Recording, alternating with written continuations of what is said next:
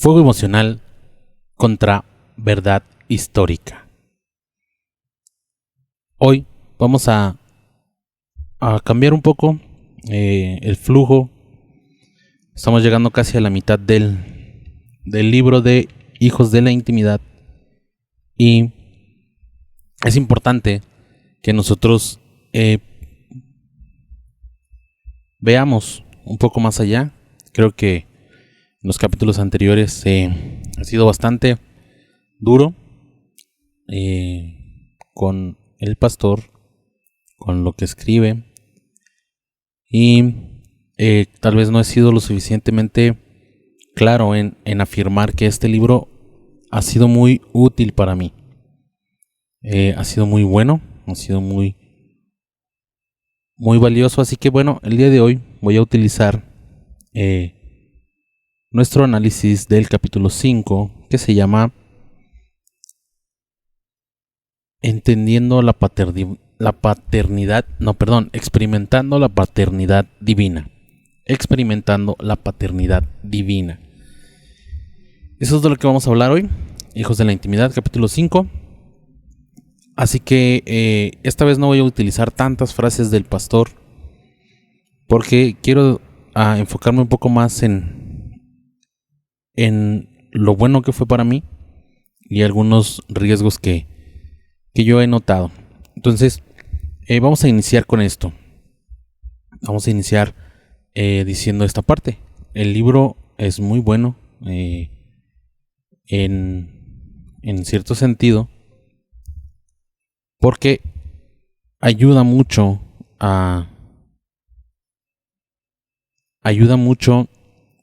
en el aspecto emocional. Entonces, aquí viene una parte que yo quiero contarte.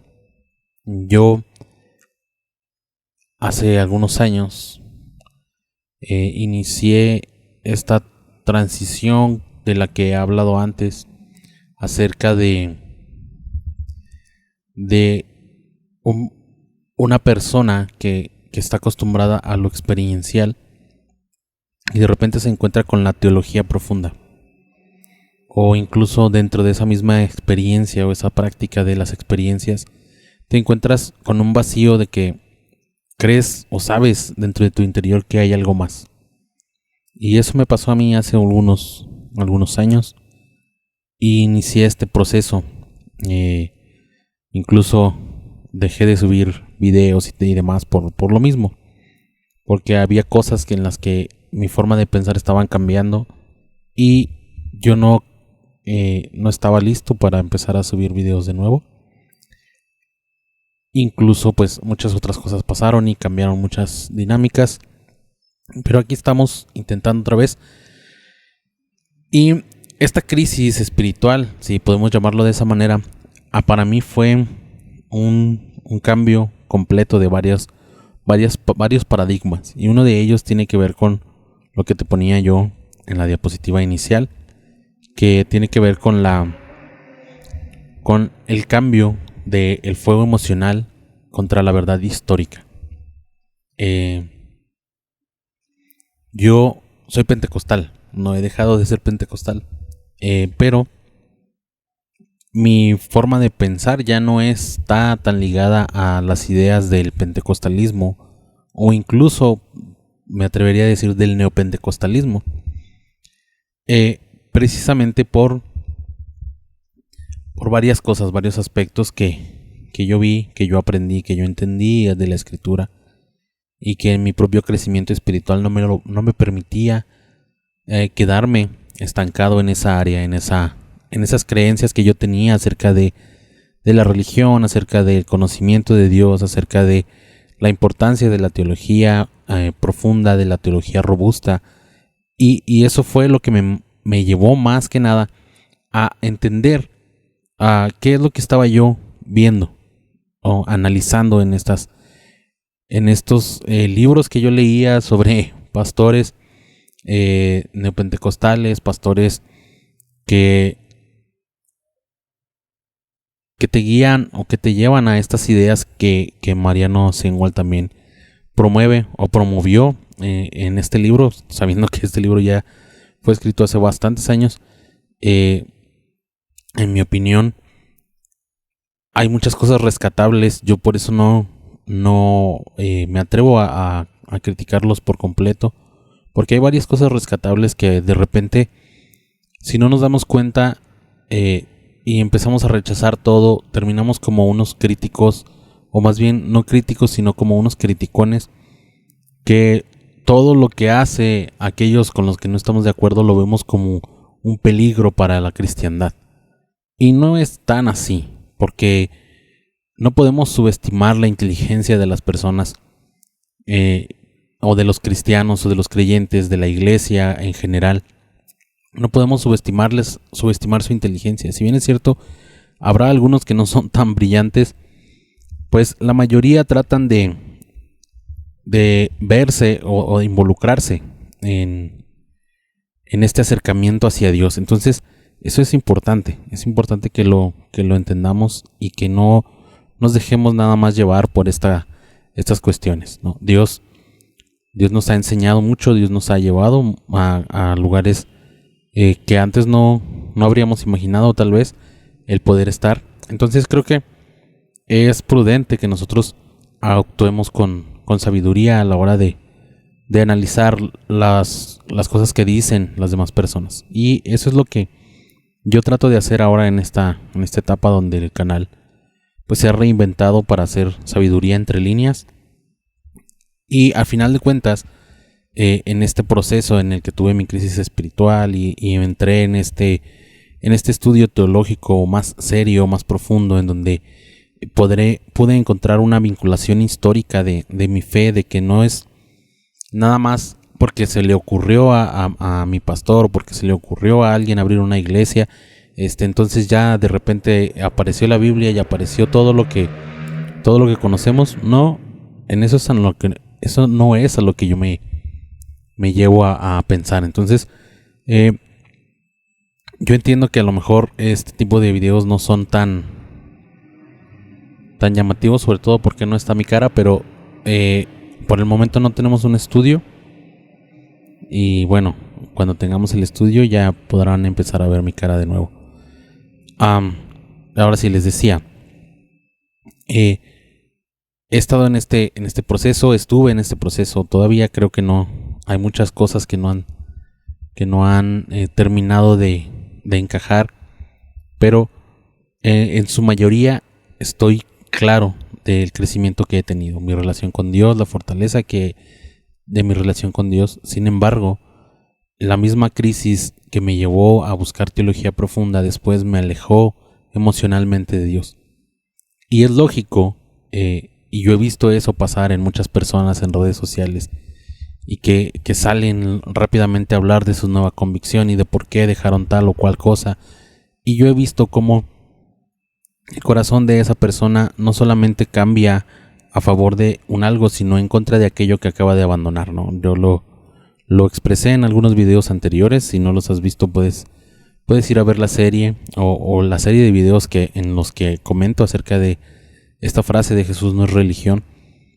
Y también es el tema que he llevado en los últimos capítulos, en los capítulos anteriores de este libro, ¿no? Esta división que hace Mariano, y no solo él, o sea, él porque es el autor del libro, pero mucho del movimiento pentecostal tiene que ver con esta idea, con este cambio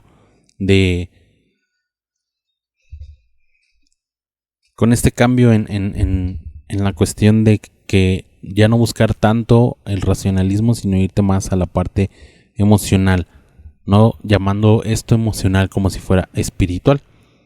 Entonces, una exaltación de la experiencia demasiado peligrosa. Y bien, mi conexión con la historia y demás, y entender un poco más de la historia del pentecostalismo, es lo que me ha ayudado también a no abandonarlo por completo. Y pues verme también involucrado de esta manera en hacer siempre la voluntad de Dios, caminar con mucho cuidado para no afectar a otras personas que puedan ser inspiradas por mí y demás. Entonces mi crisis la viví de tal manera que me sentí o empecé a sentirme desconectado de Dios a nivel emocional. Ahí no estoy hablando del conocimiento, de otras cosas, sino a nivel emocional me sentí desconectado. Y entonces fue cuando apareció Mariano Zengwalt en mi radar de autores. Nunca lo había escuchado predicar, no lo conocía yo como pastor, pero encontré este libro de Hijos de la Intimidad y cuando lo empecé a leer me di cuenta que tiene la misma línea, como lo he mencionado, de Marcos Brunet, además de que Marcos Brunet escribe el prólogo de este libro. Bueno, ya también hablamos de eso, pero me llamó mucho la atención y lo empecé a leer y me di cuenta como muchas cosas de las que antes creía ya no me cerraban también, y entonces entendí que este era ahora, o eso es ahora lo que yo quiero hacer. Quiero ser cuidadoso también y no quiero ofender a nadie en estos análisis de estos libros. Pues son tardados, son cansados, a lo mejor para algunos, pero esto es más para mí y para aquel que pueda y quiera escucharlo. Ahora, este libro me ayudó mucho en la parte emocional, en poder volver a conectar emocionalmente con Dios, en poder verme también quizá un poco como era mi vida antes, pero sin rechazar lo que ahora soy, quien soy ahora a nivel de conocimiento, a nivel de entendimiento de la palabra de Dios. Y entonces yo por eso te recomiendo, si vas a leerlo o si estás leyendo este libro, o si nunca habías escuchado acerca de Mariano Zengwalt igual que yo, pues léelo. Es un muy buen libro devocional, solamente que hay algunos aspectos que a mí no me terminan de cerrar correctamente o completamente, pero no me parece que sea algo malo.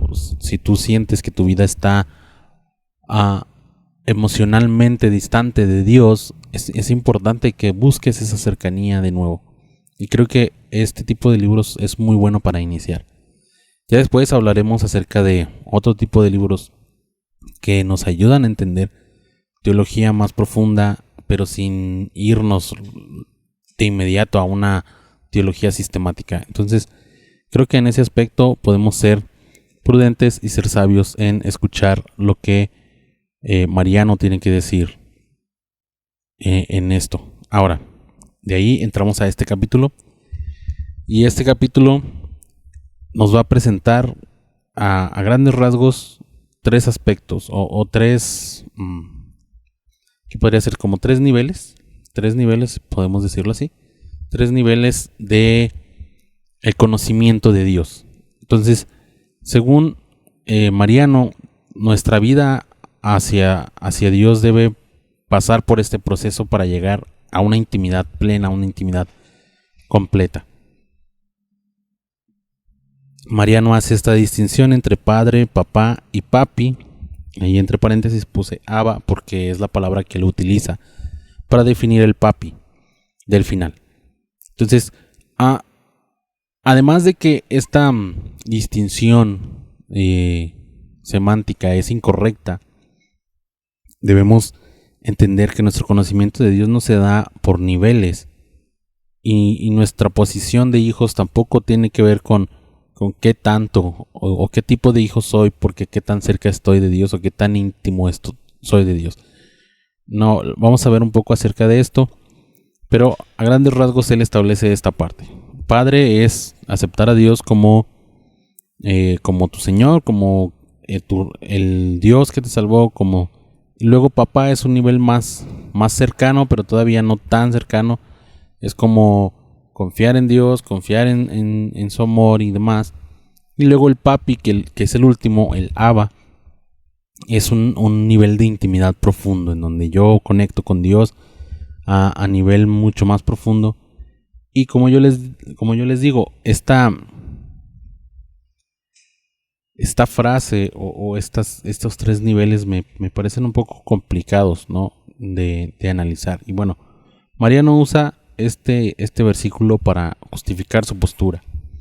Y dice ahí en Gálatas capítulo 4, versículo 6, debido a que somos hijos de Dios, Dios envió al Espíritu de su Hijo a nuestro corazón, el cual nos impulsa a exclamar, Abba, Padre.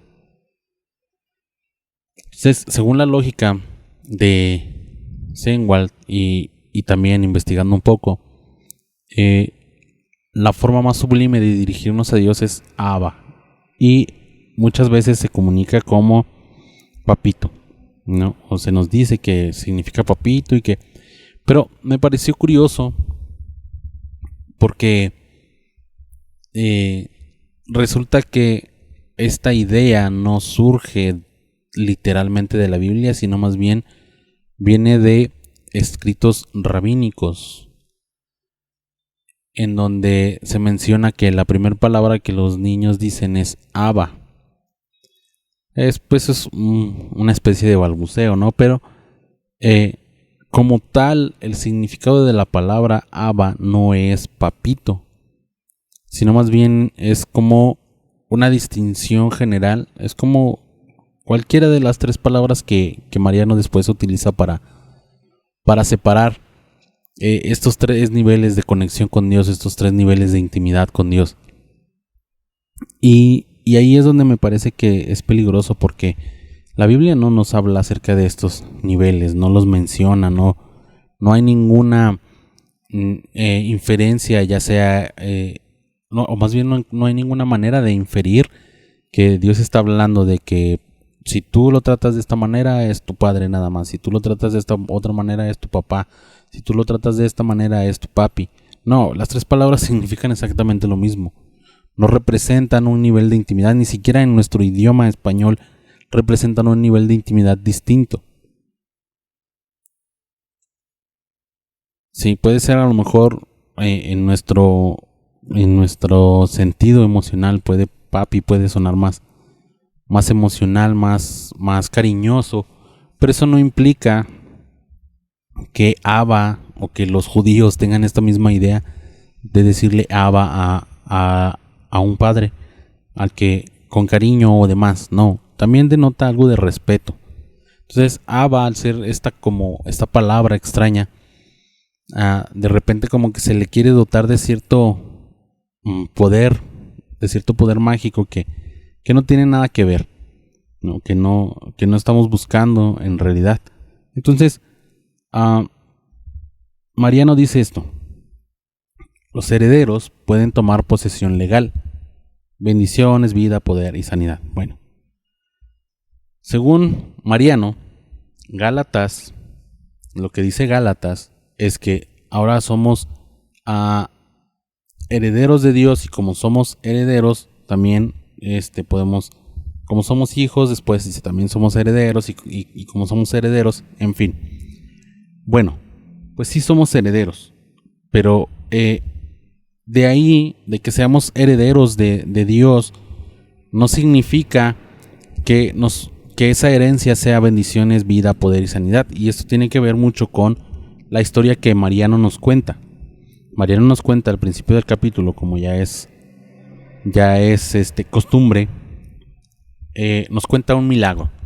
Sí, una mujer que tenía una amenaza, o más bien ya le habían dicho que su bebé estaba muerto en el vientre, y entonces por alguna razón que el libro no nos termina de explicar, por alguna razón ella decidió irse bueno, no sé, corríjanme si alguien sabe, pero según yo, si en un hospital te diagnostican que tu hijo no nació, o tu hijo que no ha nacido está muerto, pues te hacen un proceso, ¿no? Para retirarlo y demás. Ahora, en la historia, por alguna razón, Mariano dice que esta mujer va a un encuentro, a un evento que él tiene, que se llama Intimidad con el Amado. Él va a ese evento, esa mujer va a ese evento, y ahí hace una oración a Dios, después vuelve al hospital y ahora el bebé ya está sano. Como les dije, yo no voy a cuestionar el milagro, Me parece extraño el proceder de los doctores ante la situación, pero no sé cómo sean las cosas en otros países. Entonces, ella hace esto y Mariano inmediatamente utiliza esta analogía para decir que así es como suceden las cosas cuando somos hijos de la intimidad. ¿Sí? Y entonces a mí me surgió esta duda: ¿acaso la intimidad garantiza milagros? Porque eso es lo que está queriendo, a lo mejor no lo hace a propósito, pero parece querer dar a entender esto: que la intimidad es una garantía de que va a haber milagros en nuestra vida, ¿no? Y entonces es donde yo les digo, este tipo de cosas o este tipo de afirmaciones son las que a mí me han complicado muchas cosas, ¿no? Les decía, en el proceso de esta crisis y demás, Dios me concedió el casarme, y Dios me concedió también que mi esposa se embarazara. Y gracias a Dios el día de hoy tenemos una hermosa niña, pero antes de esa hermosa niña mi esposa se había embarazado y perdió un bebé, tuvo un aborto espontáneo. Claro que antes de ese aborto espontáneo, o más bien antes de ese aborto espontáneo, ella ya venía con una amenaza de aborto. Entonces, nosotros oramos, nosotros creímos, y aún así mi hijo no nació, ¿no? Entonces yo cuando leo estas palabras, entiendo que no es la intención del pastor, del autor del libro. Entiendo que no es la intención, pero entonces yo, como persona normal, yo me preguntaría, entonces es mi culpa, porque no tuve la suficiente intimidad con Dios, o cómo. ¿Sí me explico?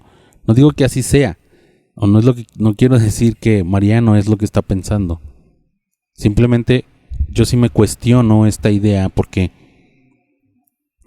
no es tan simple. No es nada más decir que si tú eres un hijo de la intimidad, tú vas a ganar millones, o que tú vas a tener siempre salud o siempre bendición, que si tu hijo está muerto, Dios lo va a resucitar y todo. Yo no digo que Dios no pueda hacerlo, Dios puede hacerlo, pero no depende de mí.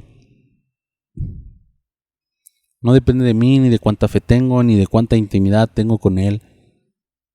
Porque la forma en la que Dios actúa escapa a mi comprensión. Yo cada vez más, entre más entiendo cosas, más me doy cuenta del misterio, de los misterios que rodean el cristianismo, de los misterios que deberíamos hacer un esfuerzo consciente por aceptar el misterio un poco más, porque el cristiano emocionalmente, o si es fan de la experiencia, o si es fan de la teología profunda,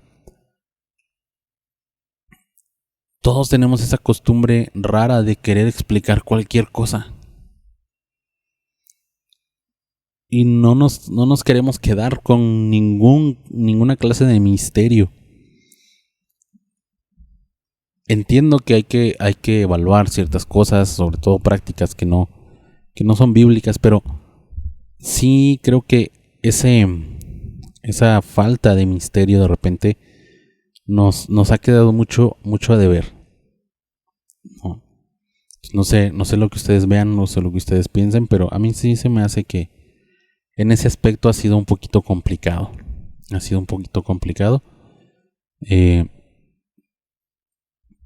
Todos queremos responder todo, como si decir no sé o decir es un misterio fuera algo malo. No, yo no puedo decir Dios no quiso salvar a mí. No, pues quién sabe, así es la vida. De repente Dios hace un milagro y de repente Dios no hace un milagro. ¿Por qué? No sé, es un misterio para mí. Eso es un misterio para mí. Pero lo que sí sé, de lo que estoy seguro, es que Dios es Padre, incluso en el silencio. O sea, Dios es mi papá sin importar qué. Sí, aún si mi intimidad con Él no es tan buena, porque, vamos, yo he visto gente recibir milagros y después irse de la iglesia. Yo lo he visto con mis propios ojos. Recibir manifestaciones poderosas de Dios y después irse de la iglesia sin ninguna razón, sin ninguna justificación, o simplemente a eso venían por su milagro y se fueron y listo, ya está. Y entonces a mí se me hace un poco irresponsable decir que el que recibió su milagro es porque es un hijo de la intimidad. Sí, y que esa es la razón o que ese es el camino para recibir milagros, para recibir bendición económica, para recibir éxito ministerial, para recibir un montón de otras cosas. Yo creo en la intimidad, yo creo en pasar tiempo con Dios, yo creo en conocer a Dios, yo creo en la importancia de seguir a Dios, de confiar en Él, de orar, de leer la Biblia, de manifestar a través del evangelismo, a través de la enseñanza, a través de todas estas cosas. Yo creo que Dios puede manifestarse de formas extraordinarias, pero yo sé que tampoco es la regla.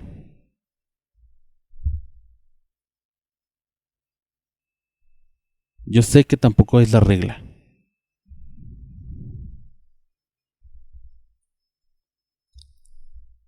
Sí, y entonces tal vez tengamos experiencias únicas, tal vez tengamos momentos extraordinarios con Dios y vivamos cosas que son imposibles de explicar a otras personas. Pero ¿y cuando no? Eso, el tenerlas o no tenerlas no me hace más o menos hijo de Dios. Y eso es lo que a mí me ha frustrado de los libros de Mariano, a pesar de que han sido muy buenos para mí. Ha sido frustrante tener que lidiar con esta distinción que hace, colocando su ideología su ideología de Dios por encima de todas las demás formas de ver o relacionarse con Dios o practicar el cristianismo. Y ahí es donde yo no puedo tolerar. Yo no puedo tolerar que se trate de forma pasivo-agresiva, que se trate de forma pasivo-agresiva a aquellos que no están de acuerdo con el emocionalismo y el romanticismo que pastores como Mariano, Mariano Zengwalt, Marcos Brunet, pastores de este estilo, que no sean menos cristianos que ellos. Insisto, este libro es de hace mucho tiempo. No sé si siga manejando las mismas ideas o los mismos conceptos. Yo espero que no. Y espero que haya visto en él mismo un crecimiento y un entendimiento mejor de que la gracia de Dios se manifiesta de maneras distintas para las personas, porque a final de cuentas no todos tenemos el mismo carácter, la misma personalidad, la misma forma de ver las cosas. Todos tenemos una historia que ha moldeado nuestra forma de ser. Creo que es muy peligroso decir esta forma de ver el cristianismo es la correcta, es la mejor. Sí, entonces esta distinción que hace entre los hijos de la religión y los hijos de la intimidad a mí se me hace frustrante y cansada, porque vamos a ver en capítulos más adelante cómo esta división es prácticamente la tesis completa de su libro. Y opaca los buenos consejos que da, porque al final de cuentas lo que él llama hijos de la intimidad y lo que llama hijos de la religión, en realidad la Biblia, la única distinción que hace es en personas que creen en Jesús y personas que no creen en Jesús. Ese es el caso de Nicodemo que nosotros vimos. Es el caso de Nicodemo cuando se acerca, él no creía, creía en Jesús, pero él quiere creer en Jesús. Jesús le dice cuál es el camino para creer en Jesús, cuál es lo que debe de hacer para recibir la salvación, que él tiene que nacer de nuevo. Él tiene que nacer de nuevo. Para nacer de nuevo tiene que creer que Jesús vino a salvar. Vino a salvarlo a él. Que cuando él ponga su mirada en Jesús, él va a ser salvo, él va a recibir la salvación. Jesús ni siquiera está yendo en contra de la religión de Nicodemo, porque Jesús era judío. Y el mismo Jesús dice que los fariseos tenían las escrituras. El problema es que las escrituras hablaban de Jesús y ellos no podían acercarse a Jesús porque no querían creer en él. Sí, no tiene nada que ver entre religión, intimidad y podemos decirlo, pues es que puedes estar en la iglesia y no ser un hijo de la intimidad, como dice Mariano. Y sí, pero ¿y quién eres tú para decir que tal o cual persona son hijos de intimidad o no?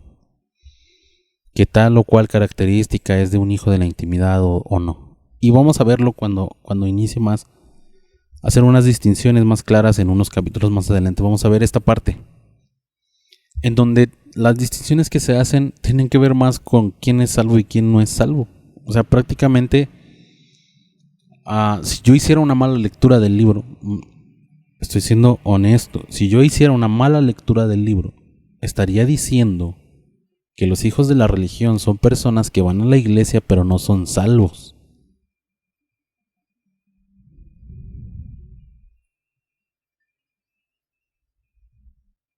Y eso es lo que a mí me parece muy peligroso.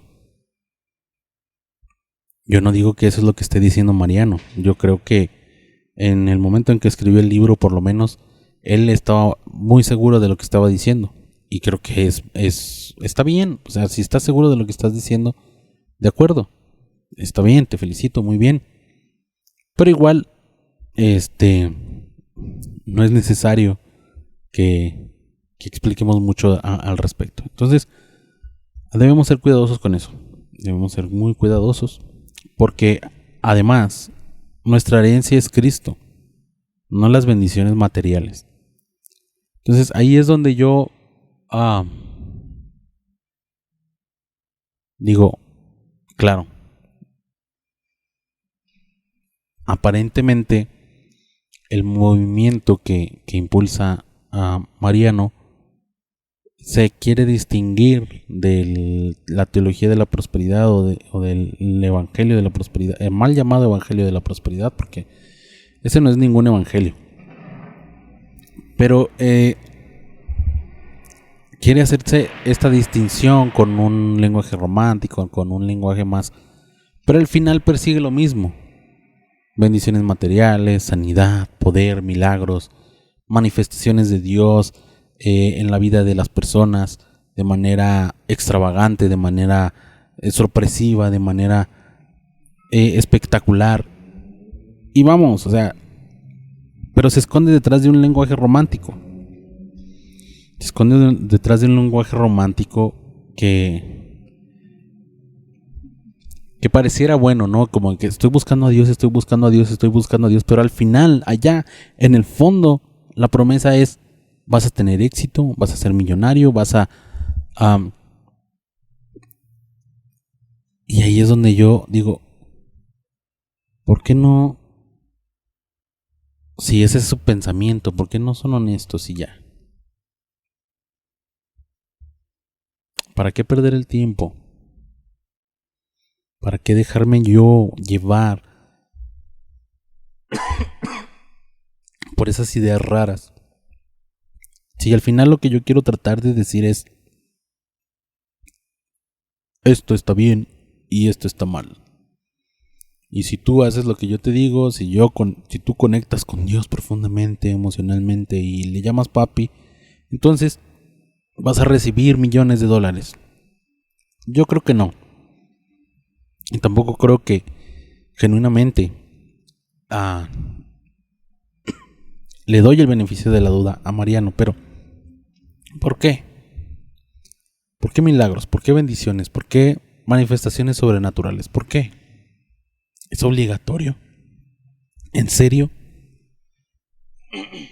¿En serio vamos a decir que eso es obligatorio? Yo no lo creo.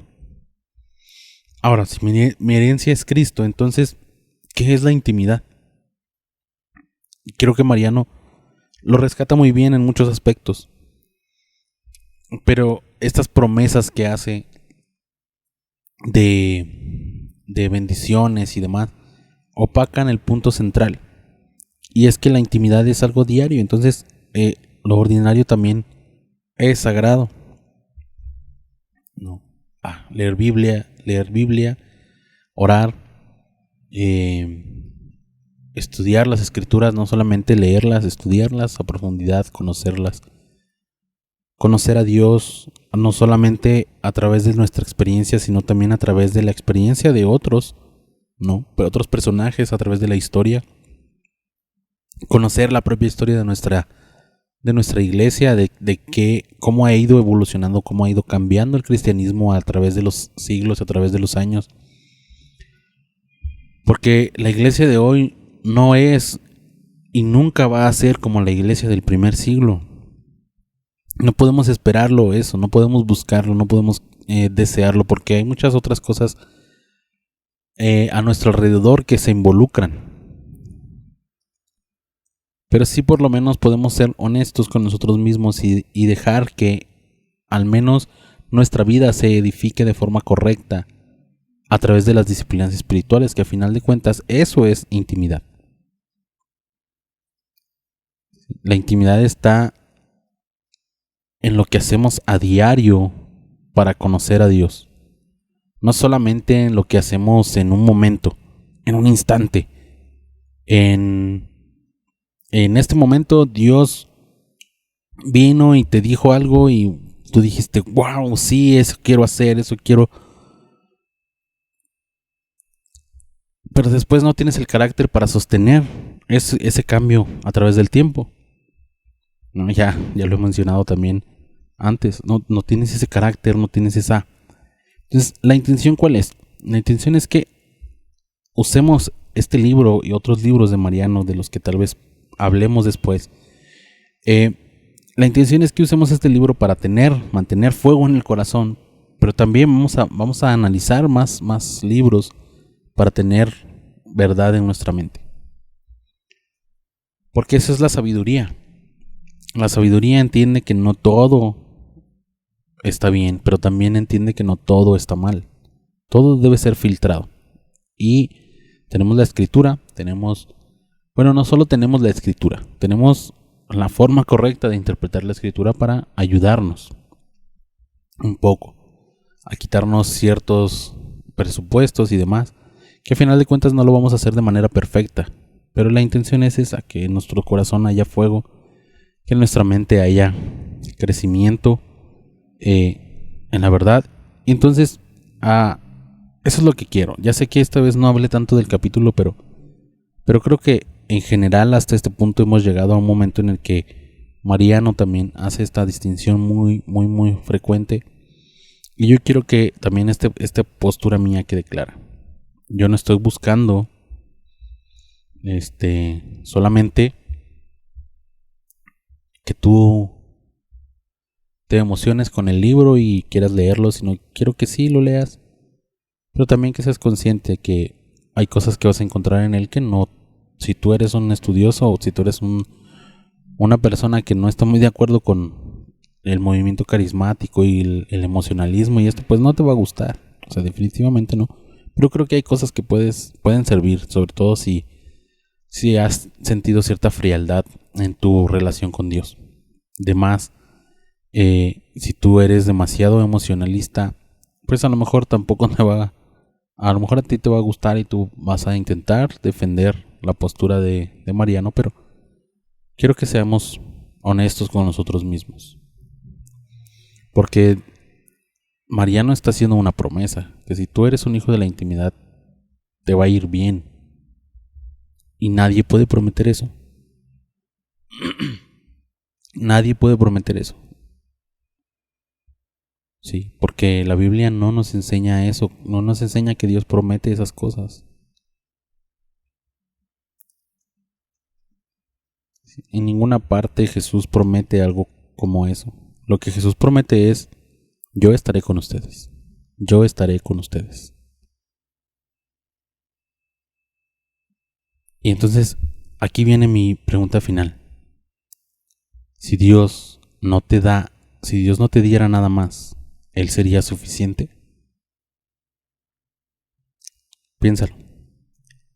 Y nos vemos la próxima.